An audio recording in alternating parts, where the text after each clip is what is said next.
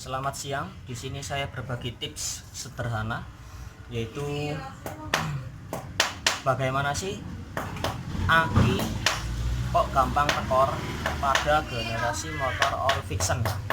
Yang pertama di sini yaitu kita kenali yaitu gejala pada kedipan mil. Biasanya dia kedip yaitu 4, 6.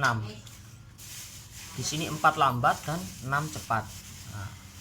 Dan diantara yang membuat aki tekor di sini adalah satu yaitu spool dia yang mulai error ataupun ada salah satu gulungan yang gosong, dan juga pada bagian soket spool dia yang tidak terkoneksi dengan baik.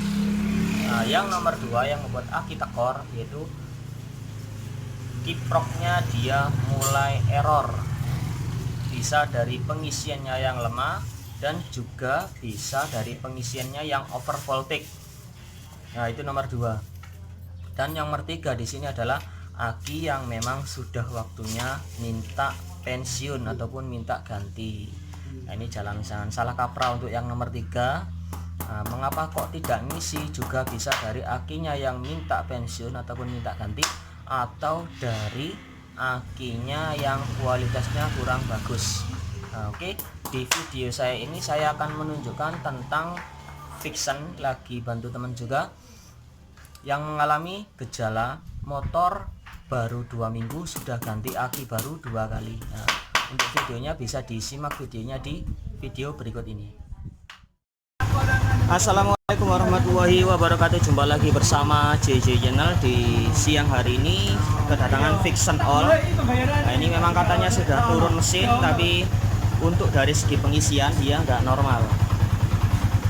Nah, di sini sudah disiapkan dengan kiprok yang baru. Di sini untuk aki sendiri umurnya baru 2 minggu tapi jebol, bukan jebol tapi nggak ngisi. Ini entah dari mananya, atau dari segi pengisian dari spool ataukah dari kiproknya. Tapi ini sudah dibelikan kiprok baru. Nah, ini masalahnya ingin dicekkan apanya yang bermasalah, apakah dari spoolnya ataukah dari segi kiproknya yang error. Nah, bentar. Di sini bisa mohon dipegang di sini. Gimana nih? Ini dengan memakai kiprok yang lama. Nah, ini coba dilihat di skala volt DC 20. Ini saya blayer pelan-pelan, saya nggak berani blayer full, takutnya nanti ECU-nya jebol. Nah, ini bisa diperhatikan berapa voltnya 12, saya geber sedikit. Nah, dia naik di 15. Nah, dia nyampenya di 18 volt. Ininya kan untuk pengisian aki yang lebih, pengisiannya di lebih dari 15 volt ataupun di 15 volt, otomatis dia kan dikategorikan yaitu overcharge ataupun kelebihan pengisian. Nah, kalau kelebihan pengisian malah tidak bagus untuk aki, dia malah tidak ngisi. Nah, karena beban yang dialirkan dari sistem pengisian ke aki maksimalnya kan hanya 15 volt. Nah, ini yang bisa menyebabkan akinya overcharge, istilahnya menggelembung, bisa rusak pada bagian elemen akinya, juga bisa menyebabkan ECU si motor juga meleduk. Nah, ini sebelum kita blayer, kita periksa dulu sebelum kita ganti kiprok, apakah dari pengisiannya yang error ataukah dari kiproknya saja. Karena sudah bolak-balik ganti aki yang baru tetap dia nggak ngisi. Oke, bentar. Saya matikan dulu di sini. Coba dilepas dulu soket kiproknya. Oke. Ini kita palau pakai darum, jangan dipasang dulu. Pakai AVO analog. Nah, di sini kita sudah sediakan AVO analog. Kita tes dulu pakai skala ohm, kali 10 bisa, kali 100 bisa. Dites dulu apakah AVO di sini gerak. Nah,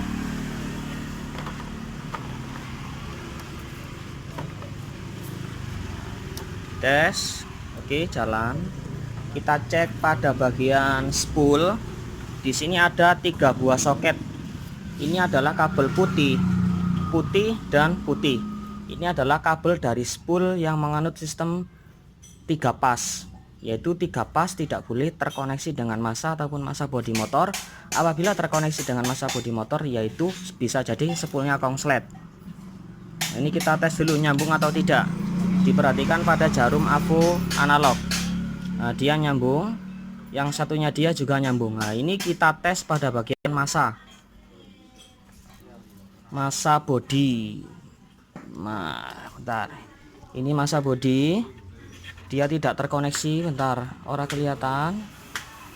Nah, di sini dia nggak terkoneksi. Satu lagi dia nggak terkoneksi juga, yang pojok sendiri dia nggak terkoneksi. Berarti ini bisa diindikasikan bahwa spoolnya masih bagus ataupun masih normal. Nah, ini tadi kan bisa dilihat kalau pakai kiprok yang lama ini pengisiannya bisa tembus di 18 volt. Nah, ini coba kita pasang dengan kiprok yang baru. Tapi kalau videonya sudah sering saya videokan, ini saya ulang. Kalau pengisiannya error mas bro, ciri-ciri kalau ECM nya mau meleduk. Nah, ini kalau 18 volt ini dipakai jalan ataupun digeber, biasanya ECM nya di sini dia meleduk.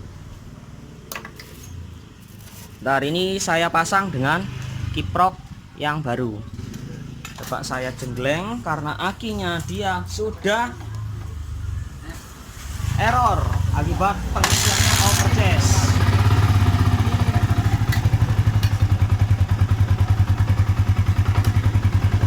Dia tetap pada skala DC 20 volt DC.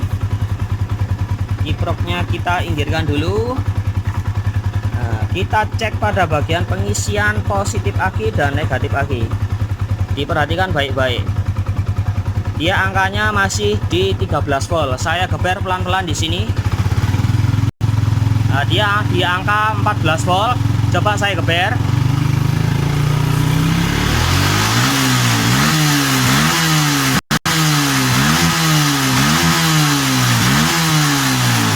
Nah, ini bisa diperhatikan pada geberan saya di sini.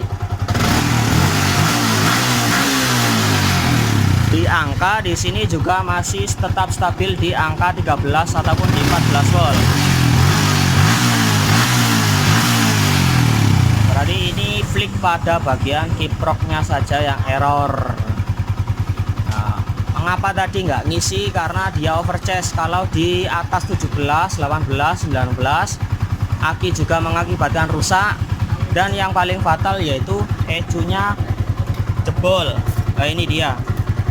Untuk harga ECU sendiri mungkin di atas 600 sekian. Nah, belanjanya agak sedikit banyak kalau dari segi kiprok yang error tidak diperbaiki. Ada satu lagi di sini untuk penggantian pad injeksi atau yang dinamakan kiprok. Diusahakan memakai pad yang original, dilarang atau sangat diharamkan. Ini kalau memakai kiprok yang KW. Nah, ini bisa mengakibatkan juga pengisian di atas 18 volt. Oke, itu saja mas bro. Aduh, ntar ini ku coplok rusak mas bro. Nah, ini kita tunggu. Kalau memang dia nggak ngisi atau aki dari dia aki yang baru ini rusak, kita seterek dulu mas bro. Karena dari pengisian yang nggak stabil ini pasti bolak-balik ganti aki juga. Oke, itu saja sedikit pencerahan dari saya tentang pengecekan kiprok yang melebihi dari voltase. Semoga bermanfaat. Salam dari JJ Channel. Semoga berkah dan mantap.